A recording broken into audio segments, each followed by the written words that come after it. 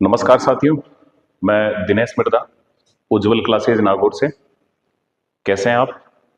आशा करता हूं कुशल मंगल होंगे। हम राजस्थान की कला संस्कृति में मंदिर टॉपिक पढ़ रहे थे और मंदिर टॉपिक में हमने गणेश जी के मंदिर पढ़े थे। उसके बाद हमने जैन समुदाय के मंदिर पढ़े थे। उसके बाद में हमने नाथ संप्रदाय के मंदिर पढ़े थे और अभी हम भगवान शिव के मंदिर पढ़ रहे हैं। इसमें आपको पता होगा जो हमने पढ़े हैं मैं एक बार रिकॉल करवा देता हूँ। बाड़मेर में हमने पढ़ा था कीराडू का सोमेश्वर मंदिर। फिर हमने बालोतरा में पढ़ा था हल्देश्वर महादेव मंदिर। इसके बाद में हमने पढ़ा था दोस्तों सांचौर, उसमें हमने पढ़ा था शेवाड़ा का शिव मंदिर। उसके बाद हमने पढ़ा था जालोर और जालोर में पढ़ा था आपेश्वर महादेव मंदिर या अपराजितेश्वर महादेव मंदिर। इसके बाद में हमने शिरो में पढ़ा था दोस्तों अचलेश्वर महादेव मंदिर और हमने ध्यान करना दोस्तों वहीं पे पढ़ा था सारणेश्वर महादेव मंदिर।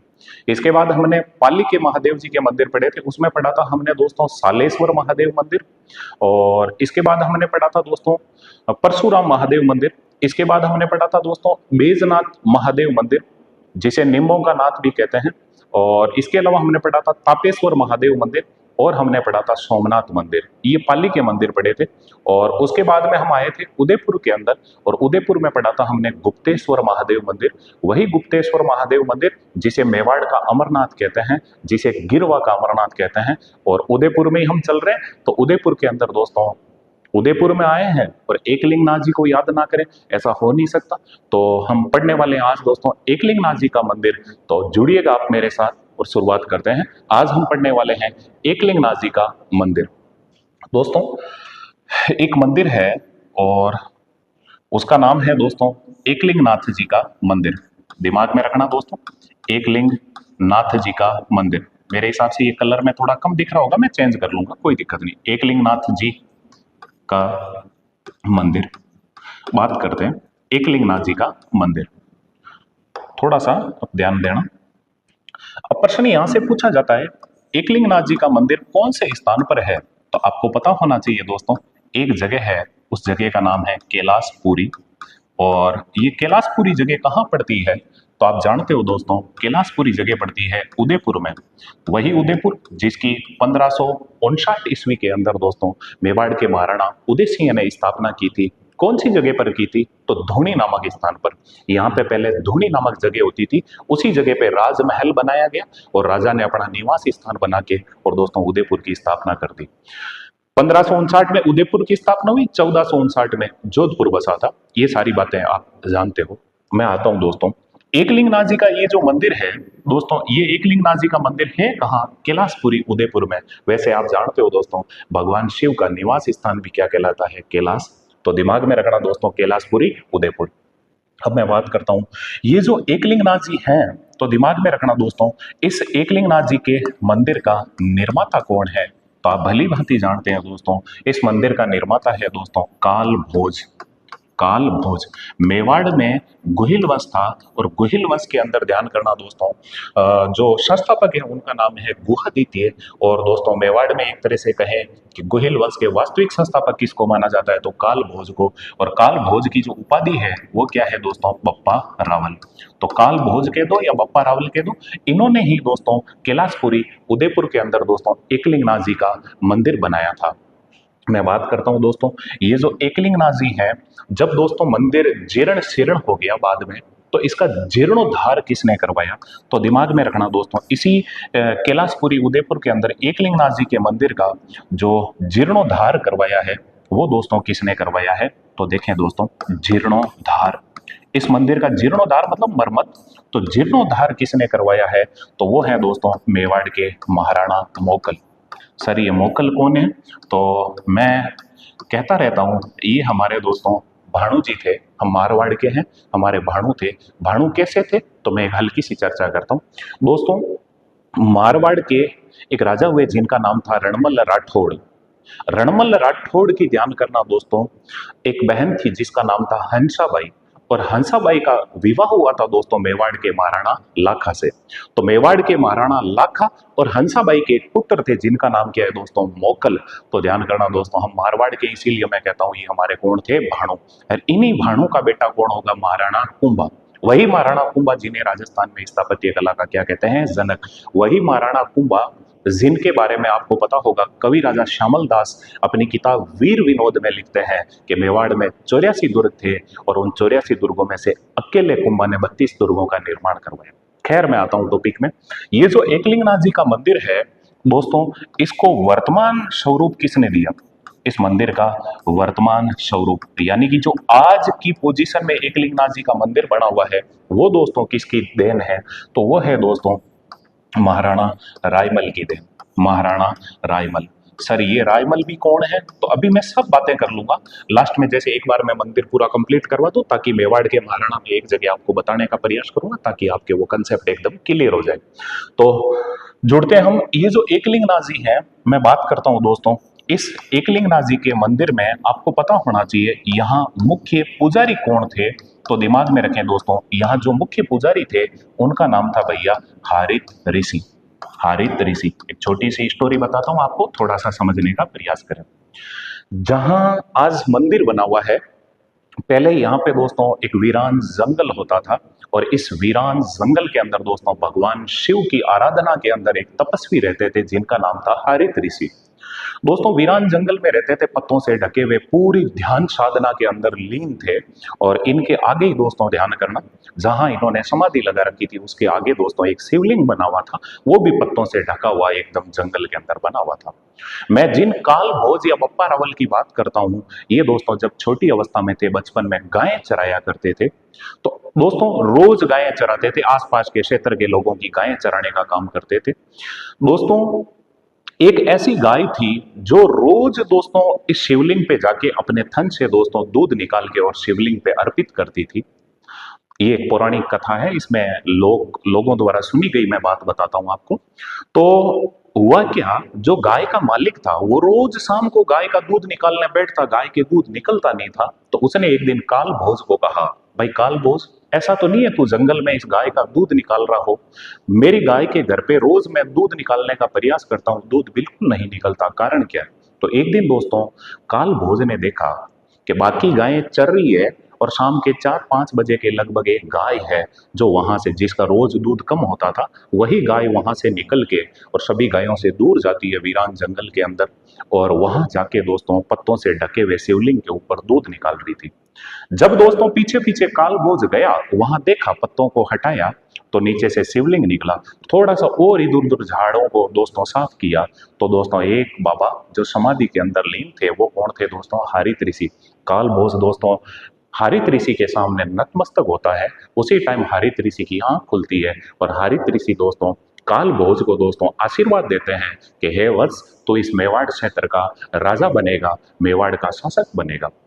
हारित ऋषि का आशीर्वाद प्राप्त करके 734 ईस्वी के अंदर दोस्तों कालभोज या बप्पा रावल दोस्तों सेना इकट्ठी करता है और सेना से दोस्तों आक्रमण करता है चित्तौड़ दुर्ग पर, जो उस टाइम चित्तौड़ दुर्ग दोस्तों मौर्यों के अधीन था और मौर्यों का एक राजा था मान मौर्य। 734 ईस्वी के अंदर मान मौर्य से दोस्तों चित्तौड़गढ़ दुर्ग कौन छीनते हैं? तो वो है दोस्तों कालभोज या बप्पा रावल। जब ये दुर्ग छीन लेते हैं तो वहां के ये धीरे धीरे दोस्तों साम्राज्य का विस्तार करते हैं, पूरे मेवाड़ पे शासन स्टार्ट कर देते हैं और उसके बाद में जिस जगह पे हारित ऋषि दोस्तों भगवान शिव की आराधना करते थे, वहीं पे दोस्तों शिवलिंग बना हुआ था, उसी जगह पे एक छोटा सा मंदिर बनाते हैं और वो मंदिर कौन बनाएंगे दोस्तों? बप्पा रावल या कालभोज। उसी मंदिर की मैं बात कर रहा हूं और वो मंदिर कौन सा है दोस्तों? एकलिंगनाथ जी का मंदिर। एकलिंगनाथ जी का मंदिर। और एकलिंगनाथ जी का मंदिर के निर्माता कौन है दोस्तों? काल भोज या बप्पा रावल। लेकिन बाद में उसका जीर्णोद्धार किसने करवाया? महाराणा मोकल ने। और उसको वर्तमान स्वरूप किसने दिया? महाराणा रायमल ने। और इस मंदिर के पुजारी कौन थे दोस्तों? हारित ऋषि। हारित ऋषि। जब मैं इतिहास पढ़ाऊंगा और भी बहुत सारी इनकी किस्से कहानियां मैं आगे सुनाऊंगा, अभी मंदिर पढ़ रहे हैं तो ज्यादा लंबा नहीं करूं मैं आता हूं टॉपिक में। देखने का प्रयास करें दोस्तों, ये जो एकलिंगनाथ जी का मंदिर है ना, इस परिसर में अन्य मंदिर, परिसर में अन्य मंदिर, परिसर में अन्य मंदिर, यहां और कौन सा मंदिर है मैं उसकी बात कर लेता हूं। अन्य मंदिर, तो एकलिंगनाथ जी का जो मंदिर परिसर है, यानी कि जो बाउंड्री है, उस बाउंड्री में एक छोटा सा और मंदिर है और इस परिसर में अन्य मंदिर है। उस मंदिर का नाम क्या है? वो है भैया लकुलिस मंदिर। लकुलिस मंदिर। दिमाग में रखना दोस्तों, ये भी भगवान शिव का ही मंदिर है, दिमाग में रखें दोस्तों। ये जो लकुलिस मंदिर है, मैं इसकी बात कर लेता हूं। ये जो लकुलिस मंदिर है, ये प्रमुख पीठ, ये किसकी मुख्य पीठ माना जाता है, तो दिमाग में रखना दोस्तों, ये लकुलिस मंदिर कैलाशपुरी उदयपुर में जो एकलिंगनाथ जी का मंदिर बना हुआ है, उसी परिसर में एक छोटा सा मंदिर बना हुआ है, और ये किसकी प्रमुख पीठ है, तो दिमाग में रखना दोस्तों, पाशुपत शैव संप्रदाय की, पाशुपत शैव संप्रदाय की, पाशुपत शैव संप्रदाय की। सर ये पाशुपत शैव संप्रदाय क्या है, तो मैं हल्की हल्की सारी बातें करता हूं, थोड़ा सा जोड़ने का प्रयास करना। मैं अगला पेज लेता हूं, आप समझें दोस्तों। भगवान शिव को मानने वाले जो भी साधु संत हुए, वो दोस्तों शैव संप्रदाय के अनुयायी कहलाते हैं, शैव संप्रदाय के अनुयायी कहलाते हैं। जो भगवान विष्णु को मानते हैं वो वैष्णव संप्रदाय के अनुयायी हैं, या भगवान विष्णु के जो भी अवतार है उनको मानने वाले भी वैष्णव संप्रदाय के अनुयायी कहलाते हैं। तो ऐसे ही भगवान शिव को मानने वाले शैव संप्रदाय के अनुयायी हैं, और जो शक्ति को मानते हैं, देवी को मानते हैं, वो शाक्त संप्रदाय के अनुयायी हैं। दोस्तों ये जो शैव संप्रदाय है, कालांतर में आगे बढ़ता गया, जैसे जैसे इससे लोग ज्यादा जुड़े, तो जुड़ते ही दोस्तों ये कई भागों में वापस बंट गया। तो मैं बात करता हूं, ये जो शैव संप्रदाय है, इसके दोस्तों उप संप्रदाय, इसके उप संप्रदाय कौन से हुए, तो दिमाग में रखना दोस्तों, शैव संप्रदाय के जो उप संप्रदाय हैं, उनमें पहला मैं बात करता हूं दोस्तों, एक है भैया कापालिक शैव संप्रदाय, कापालिक शैव संप्रदाय। दूसरा कौन सा है, तो दूसरा है भैया पाशुपत शैव संप्रदाय। इसके अलावा बात करूं दोस्तों, तीसरा कौन सा है, तो तीसरा है भैया लिंगायत शैव संप्रदाय। और इसके अलावा चौथा कौन सा है, वो है भैया काश्मीरक शैव संप्रदाय, काश्मीरक शैव संप्रदाय। ये इंडियन हिस्ट्री में पढ़ोगे तो तुम्हारे काम की चीज है, अभी केवल यहां सुन ले। देखो याद कैसे रखोगे, इस एक शब्द को पकड़ लो, कापालिक कापालिक कापालिक। ऐसे शैव संत जो हाथ में कपाल रखते थे, वो क्या कहलाए, कापालिक। देखो पा से क्या गया, पाशुपत, ली से क्या गया, लिंगायत, के से क्या गया, काश्मीर। तो कई बार ऐसा भी प्रश्न पूछ लेते हैं, शैव संप्रदाय के उप संप्रदाय नहीं है, तो ये चार उप संप्रदाय है, दिमाग में रखना, कापालिक, पाशुपत, लिंगायत और काश्मीरक। इसी नाम से सब निकल रहे हैं। देखो का से कापालिक, पा से पाशुपत, ली से लिंगायत, के से काश्मीरक। जो कश्मीर की तरफ चले गए थे वो काश्मीर कहलाए। खैर ये मैं ज्यादा बात नहीं कर रहा, मैं तुम्हें ये बता रहा हूं कि राजस्थान में पाशुपत जो शैव संप्रदाय है, उसकी प्रमुख पीठ किसको माना जाता है, तो आप भली भांति बता सकते हो दोस्तों, राजस्थान के अंदर पाशुपत शैव संप्रदाय की प्रमुख पीठ कौन सा है, लकुलिस मंदिर। वैसे मैं बता दूं आपको, थोड़ा सा सोचें। जैसे दोस्तों मान लो ये पूरी एक बाउंड्री है, इस बाउंड्री के अंदर मान लो दोस्तों यहाँ पे बना हुआ है एकलिंगनाथ जी का मंदिर। तो ये चारों तरफ की जो बाउंड्री है, इसी के अंदर एक छोटा मंदिर बना हुआ है, जिसका नाम क्या है दोस्तों, लकुलिस मंदिर। आप समझ रहे होंगे, ये है भैया एकलिंगनाथ जी का मंदिर, एकलिंगनाथ जी का मंदिर। और ये मंदिर है भैया लकुलिस मंदिर। ये जो लकुलिस मंदिर है ना, ये राजस्थान में पाशुपत शैव संप्रदाय की प्रमुख पीठ है। आपसे अगर प्रश्न पूछ ले राजस्थान में पाशुपत शैव संप्रदाय की प्रमुख पीठ कौन सी है, तो वो बताओगे दोस्तों लकुलिस मंदिर। अगर ये ऑप्शन में नहीं हो तो तुम्हें क्या बताना है, एकलिंगनाथ जी का मंदिर, जो कहाँ है दोस्तों, कैलाशपुरी उदयपुर में। मेरे हिसाब से बढ़िया तरीके से याद रह जाएगा। मैं आता हूँ पीछे, वापिस देखें दोस्तों, हम देख रहे हैं अभी दोस्तों एकलिंगनाथ जी का मंदिर, और उसी मंदिर परिसर में जो अन्य मंदिर है वो कौन सा है, लकुलिस मंदिर। अब मैं बात करता हूँ दोस्तों एकलिंगनाथ जी की विशेषता। विशेषता क्या है, तो सुनो दोस्तों, मेवाड़, पहली विशेषता लिखता हूं दोस्तों, मेवाड़ के महाराणा, मेवाड़ के महाराणा जो भी राजा हुए थे, मेवाड़ के महाराणा, मेवाड़ का वास्तविक शासक, मेवाड़ के महाराणा, मेवाड़ का वास्तविक शासक, मेवाड़ का वास्तविक शासक, मेवाड़ का वास्तविक शासक एकलिंगनाथ जी को मानते हैं। मेवाड़ का वास्तविक शासक किसे मानते हैं भैया, एकलिंगनाथ जी को। मेवाड़ का वास्तविक शासक एकलिंगनाथ जी को मानते हैं। मैं पेन को चेंज करने का प्रयास करता हूं थोड़ा सा। एकलिंगनाथ जी को मानते हैं, एकलिंगनाथ जी को मानते हैं, एकलिंगनाथ जी को मानते हैं, मानते हैं, तथा स्वयं को, जो यहाँ के राजा हैं, तथा स्वयं को, स्वयं को उनका, उनका मतलब एकलिंगनाथ जी का, उनका दीवान मानते हैं, दीवान मानते हैं, मानते हैं। आप खुश हो जाए दोस्तों, जो मेवाड़ के राजा थे वो अपने आप को दोस्तों राजा नहीं कहते थे, वो कहते थे हमारे मेवाड़ के तो वास्तविक राजा कौन है, एकलिंगनाथ जी, और हम तो उनके क्या है, दीवान। वैसे गाना सुना होगा आपने, मायड़ थारो वो पूत कठे, एकलिंग दीवान कठे, वो महाराणा प्रताप कठे। तो एकलिंगनाथ जी के दीवान कौन है, महाराणा प्रताप। यानी कि जो भी मेवाड़ के महाराणा थे वो सब के सब दोस्तों किसके दीवान माने जाते हैं, एकलिंगनाथ जी के दीवान माने जाते हैं। हम इन्हीं एकलिंगनाथ जी की बात कर रहे हैं। एकलिंगनाथ जी कोई और नहीं है, भगवान शिव ही है। और दिमाग में रखना दोस्तों। और मैं बात कर लेता हूं, हल्का सा देखने का प्रयास करें दोस्तों। दोस्तों यह है मतलब एकलिंगनाथ जी, यह है मेवाड़ के गुहिल वंश के, मेवाड़ के गुहिल वंश के कुल देवता माने जाते हैं, गुहिल वंश के कुल देवता माने जाते हैं, के कुल देवता माने जाते हैं, कुल देवता माने जाते हैं, माने जाते हैं। आपसे पूछ ले मेवाड़ के गुहिल वंश के कुल देवता कौन है, तो आप बताओगे दोस्तों एकलिंगनाथ जी। और मैं बात कर लेता हूं एक हल्की सी विशेषता की, थोड़ा सा दिमाग में रखें, इसको ऊपर ले लेते हैं हल्का सा। देखो दोस्तों, और तीसरी विशेषता लिखता हूं, मेवाड़ के महाराणा, मेवाड़ के महाराणा, महाराणा मेवाड़ को छोड़कर, मेवाड़ को छोड़कर, छोड़कर अन्य स्थान पर जाने से पूर्व, अन्य स्थान पर जाने से पूर्व, जाने से पूर्व, पूर्व एकलिंगनाथ जी से, एकलिंगनाथ जी, एकलिंगनाथ जी से प्रार्थना करते थे, से प्रार्थना करते थे, जिन्हें आशंका लेना कहा जाता है, जिन्हें आशंका लेना कहा जाता है, जिन्हें आशंका लेना कहा जाता है, जिन्हें आशंका लेना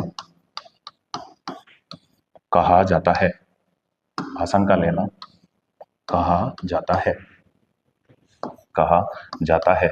मेरे हिसाब से थोड़ा सा सोचना विचारना दोस्तों। मेवाड़ के जो भी महाराणा थे, कभी मान लो मेवाड़ से मारवाड़ जाते, कभी बीकानेर जाते, या कभी मान लो दोस्तों आमेर जाते, तो जब भी मेवाड़ को छोड़कर किसी दूसरे स्थान पे किसी फंक्शन में भी जाते, तो एकलिंगनाथ जी से जाके प्रार्थना करते थे, हे एकलिंगनाथ जी, हम मेवाड़ को छोड़कर किसी दूसरे स्थान पे जा रहे हैं, आप ही मेवाड़ के वास्तविक शासक हो, आप ही मेवाड़ के रखवाले हो, इस मेवाड़ की रक्षा करना आपकी जिम्मेदारी है, आप जानो आपका काम जाने। ये जो प्रार्थना की जाती थी इसे क्या कहते थे, आशंका लेना।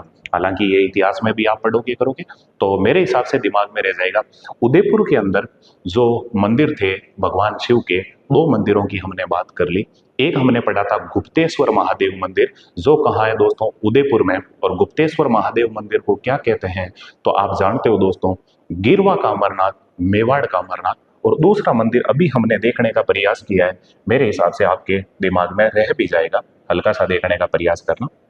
दूसरा मंदिर हमने जो देखा है वो कौन सा है दोस्तों, तो मैं आता हूं इधर, देखो दोस्तों, हमने देखा है एकलिंगनाथ जी का मंदिर। आप आराम से स्क्रीनशॉट ले सकते हो, कोई दिक्कत नहीं है। ये है एकलिंगनाथ जी। और दोस्तों एकलिंगनाथ जी का मंदिर कहाँ है, कैलाशपुरी उदयपुर में। इसके निर्माता कौन है, कालभोज या बप्पा रावल। जीर्णोद्धार किसने करवाया, महाराणा मोकल ने। इसको वर्तमान स्वरूप किसने दिया, महाराणा रायमल ने। और इसके मुख्य पुजारी कौन थे, हारित ऋषि। और दिमाग में रखना दोस्तों, इस परिसर में अन्य मंदिर है, एक छोटा सा मंदिर है जिसका नाम क्या है, लकुलिस मंदिर। और लकुलिस मंदिर ध्यान कर लिया दोस्तों, प्रमुख पीठ किसकी मानी जाती है, पाशुपत शैव संप्रदाय की। और विशेषताओं में इतना ही याद रखना, मेवाड़ के जो भी महाराणा है वो मेवाड़ का वास्तविक शासक तो एकलिंगनाथ जी को मानते हैं, खुद को उनका दीवान मानते हैं। और मेवाड़ के महाराणा जब भी मेवाड़ को छोड़कर दूसरी जगह पे जाते तो एकलिंगनाथ जी से जो प्रार्थना की जाती थी उसे क्या कहते थे, आशंका लेना। और दोस्तों एकलिंगनाथ जी कुल देवता किसके हैं, तो आप आराम से बता सकते हो, मेवाड़ के गुहिल वंश के। मेरे हिसाब से याद रह जाएगा दोस्तों। अभी मैंने जो चर्चा कर दी तो मैं आगे बढ़ने का प्रयास करता हूं, थोड़ा सा एक बार और देखें, इधर देखें। मेवाड़ में जो भी गुहिल वंश के राजा हुए हैं मैं थोड़ी सी उनकी चर्चा करूंगा। देखो इसलिए चर्चा करूंगा ताकि आगे का, चाहे आप इतिहास पढ़ो चाहे आप और मंदिर पढ़ो, हर जगह तुम्हारे उनकी जरूरत पड़ेगी ताकि तुम्हारे दिक्कत नहीं हो। इसीलिए मैं थोड़ा शॉर्ट में एक बताना चाहूंगा। एक चीज मुझे बताओ, यदि आपको यहाँ से दिल्ली जाना हो, अगर मार्ग पता हो तो आप दिल्ली जा सकते हो, अगर रास्ता ही नहीं पता हो तो दिल्ली नहीं पहुंच पाओगे।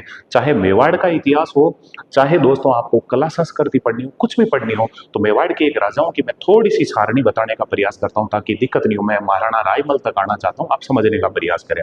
देखो भैया, ये जो मेवाड़ है, इस मेवाड़ के अंदर आप जानते हो दोस्तों कौन सा वंश है? तो आप बता सकते हो दोस्तों, मेवाड़ में जो वंश है उसका नाम है भैया गुहिल वंश। मेरे हिसाब से याद रह जाएगा। अब सुनो दोस्तों, ये जो गुहिल वंश है, इस गुहिल वंश का जो संस्थापक है, उस आदमी का नाम था भैया गुहादित्य। इसका नाम गुहादित्य क्यों पड़ा? तो आप जानते हो दोस्तों, गुफा में जन्म हुआ, इसी वजह से नाम क्या हुआ? गुहादित्य। मैं इतिहास नहीं पढ़ाऊंगा, सारी बातें नहीं बताऊंगा, केवल एक कर्म बता रहा हूं कि इसके बाद कौन कौन राजा आए थे। गुहादित्य के बाद में और भी कोई राजा थे जिनका ज्यादा इतिहास नहीं मिलता, लेकिन देखो दोस्तों, इसके बाद में जो राजा आया उसका नाम क्या है भैया? काल भोज, जिसे हम क्या कहते हैं दोस्तों? बप्पा रावल। इसके बाद में जो राजा आए वो कौन है? तो उनका नाम है भैया आलू राव, या दोस्तों उन्हें क्या कहते हैं? अल्लट। देखो दोस्तों, इसके बाद में कौन आए? तो ध्यान करना दोस्तों, इसके बाद में जो राजा आए उनका नाम है शक्ति कुमार। सर ये हमें याद कैसे रहेंगे? आप तो लिख रहे हो, मैं याद करवाने के लिए अभी शॉर्ट बताऊंगा, चिंता मत करें।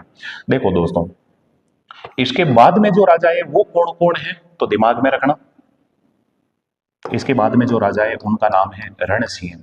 जो दानदाता थे उन्हें करण सिंह भी कहते हैं, दिमाग में रखें। इसके बाद में रण सिंह के बेटे कितने हुए? दो। एक का नाम था भैया शेम सिंह। क्या नाम था भैया? शेम सिंह। दिमाग में रखना, तुम जानते हो वैसे रावल शाखा के जो जन्मदाता माने जाते हैं वो कौन है दोस्तों? शेम सिंह। और दोस्तों सुन लें, शेम सिंह के एक भाई थे जिनका नाम था दोस्तों राहब। वो शिशोदा गांव में चले गए थे और शिशोदा गांव में उन्होंने राणा शाखा की स्थापना की थी। इन्हीं के वंशज क्या कहलाएंगे दोस्तों? शिशोदिया।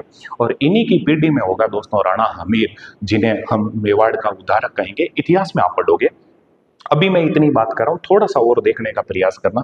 जो राजा हुए थे मैं उन्हीं की बात कर लेता हूं, हल्का सा देखें। मेवाड़ में वंश कौन सा है? गुहिल वंश। और देखो, गुहिल वंश के संस्थापक कौन है? गुहादित्य। उसके बाद में राजा कौन बने? कालभोज। इन्होंने दोस्तों मेवाड़ की पहली राजधानी बनाई थी। किसको बनाया था? नागदा को। और नागदा जगह कहां पड़ती है? उदयपुर में। वही नागदा जहां सास बहू का मंदिर होगा। सुनो दोस्तों, ये जो आलूराव है, इन्होंने राजधानी बनाया था अपनी आहड़ को। देखो दोस्तों, मेवाड़ की प्रारंभिक राजधानियों में पहली कौन सी थी? नागदा। दूसरी कौन सी है? आहड़। याद कैसे रखोगे? नाग कैसा होता है? काला। नाग कैसा होता है? काला। तो नागदा को राजधानी किसने बनाया? कालभोज ने। आ से आहड़, आ से आलूराव या अल्लट, इन्होंने राजधानी बनाया आहड़ को। तीसरी राजधानी बनी थी चित्तौड़, उनको राजधानी बनाएगा जेतर सिंह। अभी हम बात करते हैं, थोड़ा सा सुनो। सर हमें ये कैसे याद हो? तो मैं बता दूं, देखो, काले आलू में शक्ति होती है। हाँ, तुम्हें हंसी आ रही होगी, खा के देखना, पावर आएगा। काले आलू में शक्ति होती है, इसका पता रण क्षेत्र में चलता है। रण क्षेत्र में, युद्ध मैदान में। कोई कहता ना मैं शक्तिशाली हूं, बेटा तू शक्तिशाली है तो तेरा पता चलेगा युद्ध मैदान में। और मैं तो हमेशा कहता हूं, जो बादल गरजते हैं वो बरसते नहीं, जो बरसते हैं वो गरजते नहीं। कई बार देखा होगा आपने, तुम में भी से कई दोस्त होंगे वो ऐसे कहते हैं, रुक जा रे, मैं देख लूंगा, मैं देख लूंगा। ये देखने देखने का कहते हैं, वो कुछ नहीं देख पाते। और जो ध्यान कर लें दोस्तों, वास्तव में शक्तिशाली होते हैं, वो देखने वेखने का कुछ नहीं कहते, वो तो युद्ध मैदान में अपना पराक्रम दिखाते हैं। सुनो इधर देखो, याद कैसे रखोगे? काले आलू में शक्ति होती है, इसका पता कहां चलेगा? रण क्षेत्र में। लेकिन रण क्षेत्र में क्या हो गई? Sam Sam. सैम सैम बोलते हैं इंसल्ट को। छोटे बच्चे को हम कहते हैं कई बार, बेटा चड्डी पहन ले, तेरी सेम सेम हो जाएगी। बच्चा नहीं समझता ये सेम सेम क्या, लेकिन वो फिर भी जाके चड्डी पहन लेता है। ऐसे ही सुनो, काले आलू में शक्ति होती है, इसका पता रण क्षेत्र में चलता है। रण क्षेत्र में क्या हो गई? सेम सेम, इंसल्ट हो गई। क्यों? क्योंकि भाई क्या निकला? रापला। इसको चिढ़ाते थे, तू रापला है, रापला। इसने कहा ना ना, रापला नहीं हूं, मैं हूं राणा। राणा। तो राणा शाखा का जन्मदाता कौन हो जाएगा? राहब। और ये किस गांव में चले गए थे दोस्तों? शिशोदा गांव में चले गए थे। इन्हीं के वंशज क्या होंगे दोस्तों? शिशोदिया। खैर जो भी हो, इधर देखना दोस्तों, तो ये जो शेम सिंह थे, दिमाग में रखना, इनके दो बेटे हुए। हल्का सा देख ले दोस्तों, एक का नाम होगा दोस्तों, थोड़ा सा देखने का प्रयास करना जो मैं बता रहा हूं। इनके एक बेटे का नाम होगा सामंत सिंह, सामंत सिंह। और एक बेटा होगा जिसका नाम होगा कुमार सिंह। ये तुम्हारे आगे काम आएगा। कहां काम आएगा? तो हल्का सा मैं बता दूं दोस्तों, एक नाडोल जो पाली में जगह पड़ती है, वहां का राजा होगा कीर्तिपाल चौहान। दोस्तों सुन ले, कीर्तिपाल चौहान ने 1178 ईस्वी के अंदर मेवाड़ पे आक्रमण किया था। किस राजा पर? सामंत सिंह पर। देखो दोस्तों, मैं यहाँ पे शॉर्ट में लिखता हूं कीतू। कीतू ने, कीर्तिपाल चौहान ने सामंत सिंह पर आक्रमण किया था 1178 ईस्वी के अंदर। और दोस्तों ये सामंत सिंह यहाँ से मेवाड़ की धरती को छोड़ के और भाग्य चंपलें लेके हाथ में कहाँ चला गया? वागड़ क्षेत्र में। वही वागड़ क्षेत्र, बांसवाड़ा और डूंगरपुर वाला क्षेत्र, और वहां जाके दोस्तों गोहिल वंश की नींव रखी।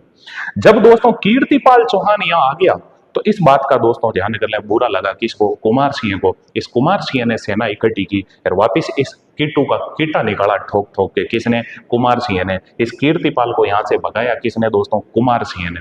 ये मेवाड़ के इतिहास में पढ़ोगे। और इस कुमार सिंह के बाद में देखो मेवाड़ में जो राजा हुए वो कौन कौन हुए, तो याद रखना। देखो मैं शॉर्ट में बताता हूँ। जेटी सर हे खेल में कुंभा रासा, जेटी सर हे खेल में कुंभा रासा, जेटी सर हे खेल में कुंभा रासा, जेटी सर हे खेल में कुंभा रासा। हालांकि सुन लो, जिनको याद है उन्हें तो कोई दिक्कत ही नहीं है, नहीं याद है उनके लिए मैं ये बता रहा हूँ क्रम से। देखो दोस्तों, जैसे होगा दोस्तों एक राजा जिसका नाम होगा जेतर सिंह, वही जेतर सिंह जो दोस्तों ध्यान कर लें 1227 ईस्वी के अंदर दोस्तों इल्तुतमिश से, दिल्ली के सुल्तान इल्तुतमिश से ध्यान करना दोस्तों भूताड़ा का युद्ध लड़ेंगे। और भूताड़ा के युद्ध में ध्यान करना दोस्तों इल्तुतमिश ने नागदा को नष्ट कर दिया था। इसी वजह से जेतर सिंह ने, आपको पता होगा, नई राजधानी बनाई थी। और किसको राजधानी बनाया? चित्तौड़ को। अभी मैंने बताया था गोहिल वंश की प्रारंभिक 3 राजधानियां थी। पहली थी नागदा, नागदा को राजधानी बनाया कालभोज ने। नाग कैसा होता है? काला। दूसरी राजधानी है आहड़, आहड़ को राजधानी बनाया आलूराव या अल्लट ने। और तीसरी राजधानी कौन सी है? चित्तौड़। और चित्तौड़ को दोस्तों राजधानी कौन बनाएगा? जेतर सिंह। आगे तुम्हारे काम आएगा दोस्तों, ये वही जेतर सिंह होगा जो इल्तुतमिश को भूताड़ा के युद्ध में हराएगा। और सुन लें, एक चीज और बता दूं दोस्तों, एक किताब होगी जय सिंह सूरी की, हमीर मदमर्दन, हमीर मदमर्दन। उस हमीर मदमर्दन किताब के अंदर हमीर नाम किसको दे रखा है? तो इल्तुतमिश को। उस हमीर का मद मतलब घमंड, घमंड चूर चूर कर दिया, वो किसने कर दिया था? जेतर सिंह। आगे इतिहास में पढ़ोगे, ऐसे तुम्हें ज्यादा भारी लग जाएगा। सुनो दोस्तों, टी से हो जाएगा दोस्तों तेज सिंह। वही तेज सिंह जिसके टाइम आपको पता होगा मेवाड़ में चित्रकला की शुरुआत हुई थी। और वही तेज सिंह जिसके टाइम में एक चित्रकार हुआ कमल चंद्र, जिसने जैन श्रावक प्रतिक्रमण सूत्र चूर्णी नामक चित्रित ग्रंथ बनाए। वापिस देखो, जैन श्रावक सूत्र प्रतिक्रमण चूर्णी, जैन श्रावक सूत्र प्रतिक्रमण चूर्णी, ये चित्रित ग्रंथ किसका था? कमल चंद्र का। और वो कमल चंद्र किसके टाइम के चित्रकार थे? तेज सिंह के टाइम। देखो दोस्तों, शे से समर सिंह, विंटर और समर में तो जानते हो ना, समर मतलब गर्मी, तो ये गर्मी सिंह नहीं हो, समर सिंह है। और मारवाड़ी वाले तो गर्मी को क्या कहते हैं? गिरमिया सिंह। तो दिमाग में रखो, गिरमिया सिंह नहीं हो, समर सिंह। फिर देखो दोस्तों, रे से कौन होंगे? रतन सिंह। तुम जानते हो ना दोस्तों रतन सिंह कौन से? मैं ज्यादातर टाबरों से पूछता हूँ, रतन सिंह को जानते हो? क्या? हाँ जानते हैं। कौन से? के पद्मिनी वाले। अरे बावड़ो, पद्मिनी वाले नहीं है, रतन सिंह है समर सिंह वाले। पद्मिनी कहां से लेके आई थी? ये खुद लाए थे पद्मिनी को। तो हाँ, वही रतन सिंह जिनकी पत्नी कौन थी? पद्मिनी, जो बहुत सुंदर थी। दोस्तों रतन सिंह के सेनापति कौन थे? गोरा और बादल। और ध्यान कर इन्हीं रतन सिंह पे ध्यान करना दोस्तों। आप जानते हो दोस्तों, ये राज चित्तौड़गढ़ दुर्ग। और रतन सिंह के टाइम 1303 ईस्वी के अंदर, दिमाग में रखें दोस्तों, 1303 ईस्वी में अलाउद्दीन खिलजी ने दोस्तों चित्तौड़ पर आक्रमण किया था, चित्तौड़गढ़ दुर्ग पे, और अधिकार कर लिया था। और फिर चित्तौड़ का दोस्तों प्रशासक बनाया था दोस्तों सबसे पहले अपने बेटे खिजर खां को। और उसी के नाम पे चित्तौड़गढ़ दुर्ग का नाम क्या रखा था? खिजराबाद।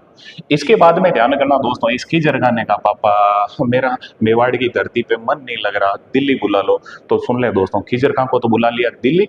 और सुन ले, अपने राजपूताना का एक व्यक्ति जो दोस्तों अपने भाई से नाराज होकर अलाउद्दीन की शरण में गया हुआ था, उसका नाम था दोस्तों मालदेव सोनगरा। आप समझ गए होंगे, जालोर का एक राजा था कानड़देव सोनगरा, उसी का भाई था मालदेव सोनगरा, जो कानड़देव से नाराज होकर अलाउद्दीन की शरण में चला गया था।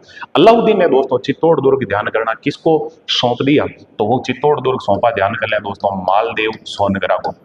ये जो मालदेव सोनगरा है ना, ध्यान करना दोस्तों, बड़ी बड़ी मूछें रखता था गार्ड बाबू की तरह, इसी कारण इसे कहते हैं मूछाड़ा मालदेव।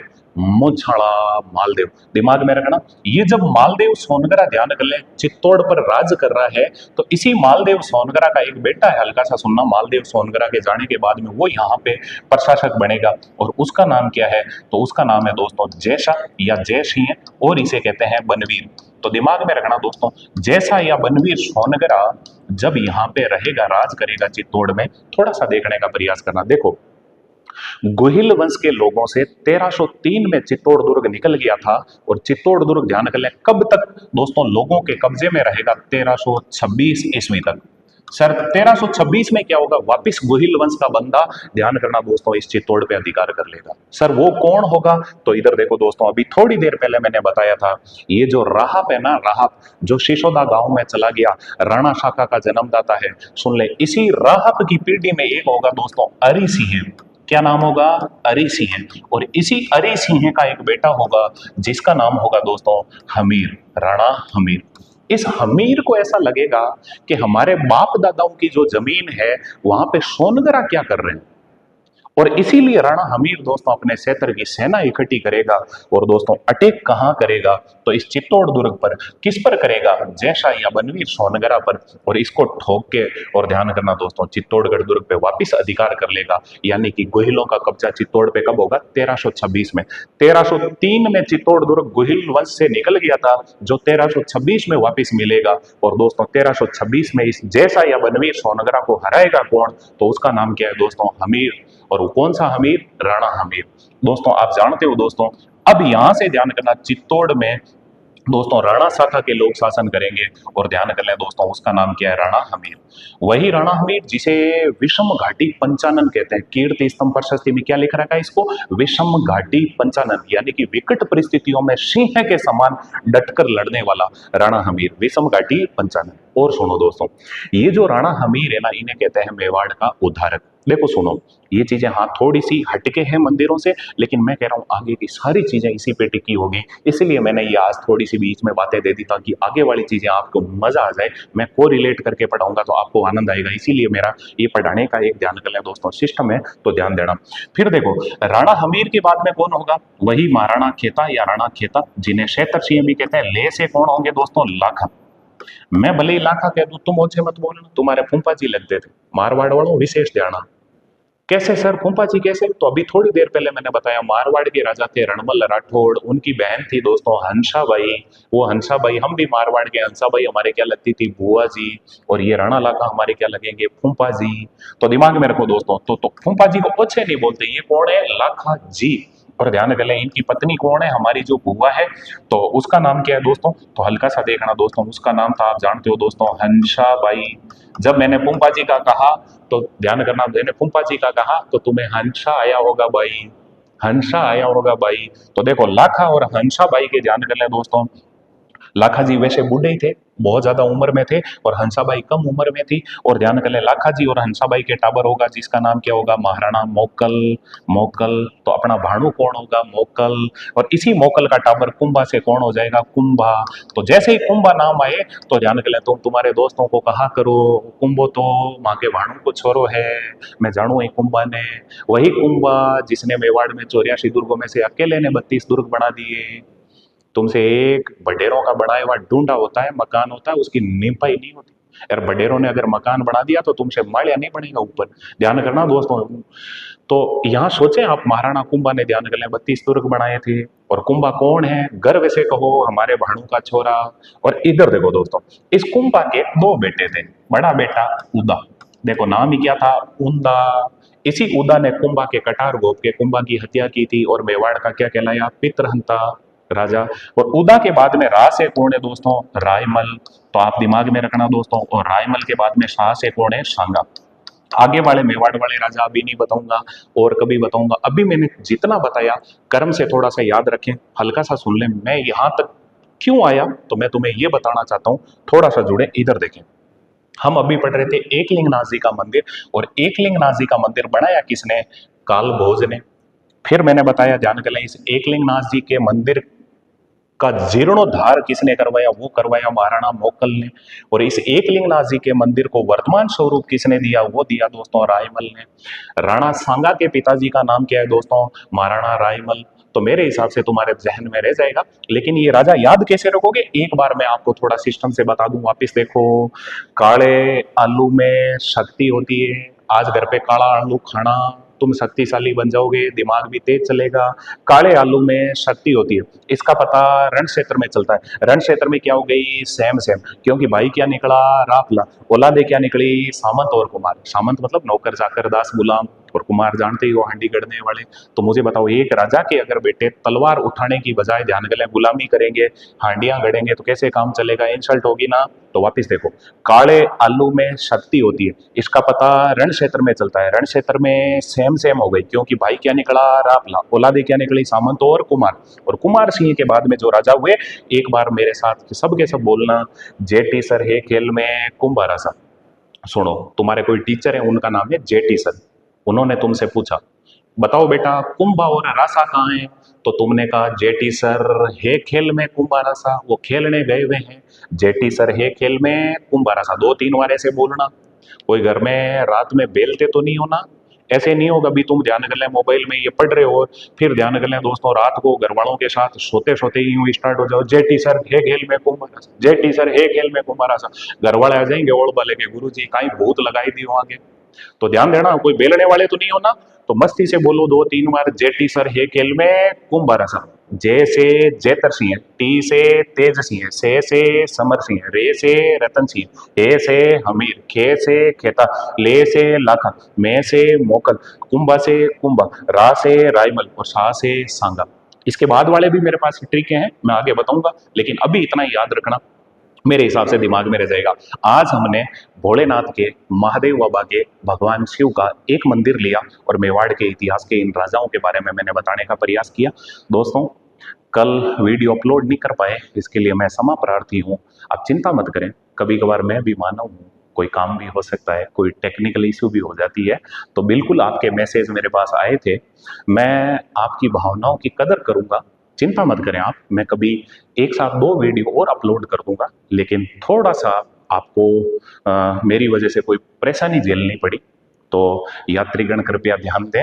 आपको हुई असुविधा के लिए मुझे खेद है, लेकिन अब निरंतर ध्यान रखेंगे और कंटिन्यू वीडियो डालते चलेंगे। ओके दोस्तों, आपने मुझे इतना झेला, इसके लिए बहुत बहुत धन्यवाद, शुक्रिया। मुखातिब होंगे कल। Thank you.